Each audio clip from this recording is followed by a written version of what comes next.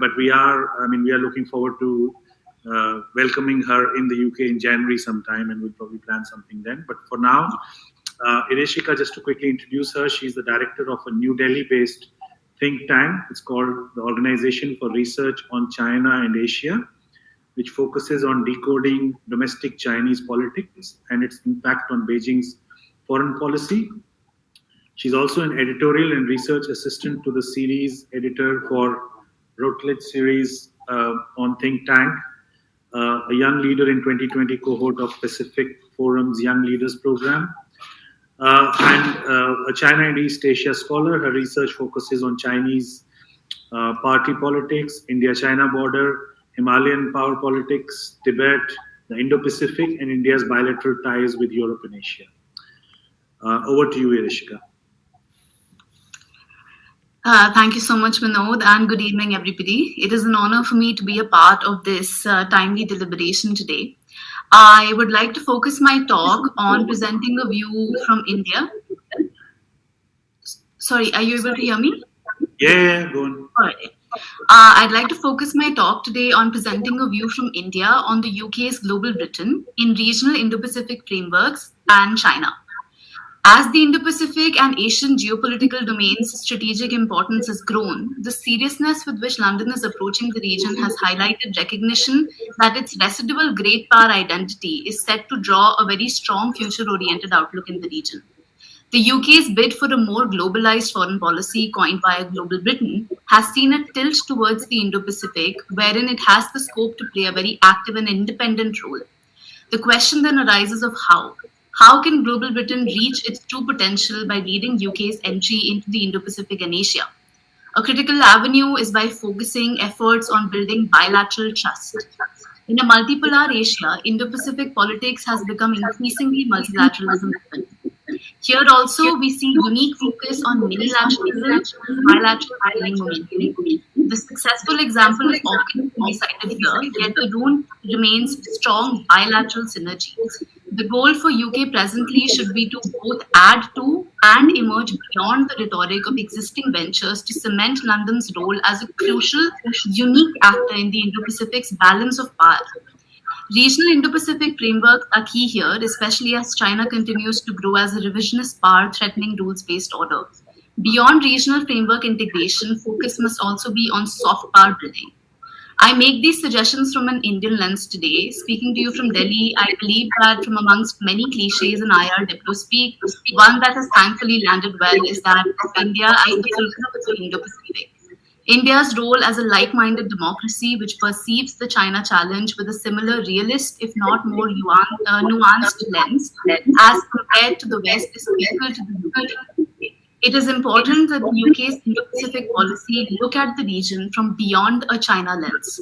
With or without an assertive China, the case for a strong UK presence in the region is always made, owing to the region's critical role in international geoeconomics. As maritime powers, the UK-India partnership with exercises like Konkan, Minal, Indradhanush, PASEX, and more has consistently grown. The deployment in 2021 of the UK-led Carrier Strike Group has shown a much-zealed Global Britain push, building on UK's Indo-Pacific strategy, integrated review, and the defence security industrial strategy. The UK-India comprehensive strategic partnership has hence gradually evolved across sectors. Building on this, the time is ripe for UK's integration into Indo-Pacific ventures while assessing the China angle. First focus here should be on the Quad, or more specifically, the gradually evolving debate of Quad Plus. London's Global Britain has identified China's BRI as a threat and labeled China an authoritarian state with different values. In response, Chinese state media has termed Global Britain a British strategic. Amidst such downturn in relations, even as London treads a thin line between its economic needs and national security fears, the push on closer ties with Quad countries is natural and can spearhead its inclusion as a Quad Plus partner. Secondly, the success of AUKUS is poised to find the region for the foreseeable future. Own Beijing the strength of US bilateral still holds. Building on AUKUS, which marks a defense push of the UK Pacific, trilaterals such as the UK, India, Japan, with a focus on extended interests in the Pacific could be pushed for, especially as the three are seeking to build stronger security linkages. Another potential, which I've experienced about while speaking and writing on Global Britain, is the creation of a UK, India, France trilateral. Despite challenges emerging from office and Brexit, if not now, maybe in the next 5 years. Both Paris and London have similar focuses with the Indo-Pacific security. India can act as a medium here to build a maritime democracy nexus between the three. Third, in response to China's maritime aggression in the Indo-Pacific, both in the two China Seas as well as in the Indian Ocean, UK can look to engage with India's Indo-Pacific Oceans Initiative and Australia's Pacific Step-Up. This would allow greater segue with Pacific Island littorals and British overseas territories, giving them renewed geo-economic maritime security focuses. The UK has deployed 2 warships on a permanent basis to the Indo-Pacific. Even as these have been termed less capable by the Chinese, the move has undoubtedly shown London's resolve to further its active military maritime presence in the region, adding to maritime exercises it is already conducting. Under Global Britain, the need now must be built on capacity measures which provide better maneuverability by building on London's traditional maritime prowess. Fourthly, building on the importance it has accorded to middle and regional powers in its integrated review, the UK has already signed a CEPA with Japan, which I believe was the first trade deal UK signed as an independent trading nation post-Brexit. Meanwhile, London's bid to join Tokyo-led Comprehensive and Progressive Agreement for Trans-Pacific Partnership also showcases the focus it is according to entering Asian markets. Further, in the Quad members' mind, Australia-UK ties have seen the signing of a world-class trade deal. Yet, UK-India and UK-US FTA remains under negotiation. Here, like in the US, UK can think of signing individual trade engagements with Indian states. The ease of doing business rankings of Indian states remains better than the national ranking of India, allowing easier direct access. This is a strategy that the Japanese implemented during the pandemic.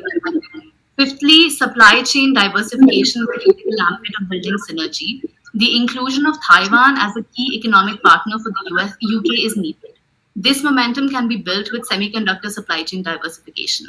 The UK at present is not a vital player in global semiconductor industries, but as it houses centrally positioned companies today, Global Britain must lead the way for expansion of relatively small trade patterns between Global and Taipei. Meanwhile, as UK's overdependence on China has been identified as a threat, UK has begun diversifying its supply chains. Here, the India-Japan-Australia-led supply chain resilience initiative emerges as a strong opportunity. Synergy between SCRI and Global Britain can lead to the opening up of Indo-Pacific and Asian markets for Britain, while allowing Australia, Japan, and India to expand the initiative. Importantly, SCRI can also emerge as a common area of collaboration between UK, HIA, and EU that allows for a continued thaw in post-Brexit Brussels-London relationships. Both these supply chain focuses would send a strong political message to Beijing, especially as SCRI offers a chance to build a free trade bloc among like-minded Indo-Pacific nations.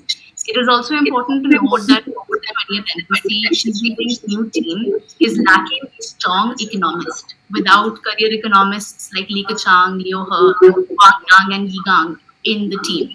At this time, continuity in Chinese economic policy and posturing can be expected at least for the next 2 years.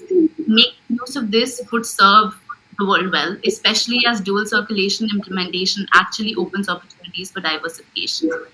Lastly, I'd like to talk about the potential of soft power. An idea that is a little out of the box, but maybe a possibility, is the linking of Global Britain, especially vis-a-vis the Indo-Pacific, more deeply with the UK's Commonwealth framework. It can serve as a multilateral gathering that builds the execution of economic, non-conventional security and people-to-people connect targets in the region, strengthening the backdrop for further synergy in concurrent defense and security-centric domains. Port states of Australia and India as Commonwealth countries can guide the framework's linkage with Asia and the Pacific, especially vis-a-vis littoral states. Much like China's ancient Silk Road, Britain sits on a historic association that, if modernized as per present-day requirements, can emerge as a unique soft power tool. A Commonwealth driven focus on the region could also add another layer to the UK ASEAN linkage. Another key area of focus I would like to say, which I have realized more during my visa process, is that the UK is that there should be a focus on public diplomacy. The UK High Commission in India's public outreach, as compared to other embassies such as those of Japan, US, Australia, even the EU, is comparatively less. High level delegations are very well documented, but direct people to people connect, which can greatly shape public perception, is still lacking. Essentially, the UK's integrated review has marked China as a systemic competitor and continues to view Beijing as a security challenge. This is much in line with Asia's goals. Amidst such similar situations and limitations, it makes Asian states more flexible partners for the UK's Indo-Pacific bid compared to other European powers or even the US. For China, a growing UK-India synergy is a cause of alarm, especially as it recognizes the power their bilateral holds, especially vis-a-vis Himalayan power politics. In conclusion, as UK's Indo-Pacific identity politics builds, ensuring strong bilateral and multilateral presence becomes key to trust building. This is essentially what UK's larger role in the Indo-Pacific should draw from. Thank you so much. Thank you, Eerishika. That was very good.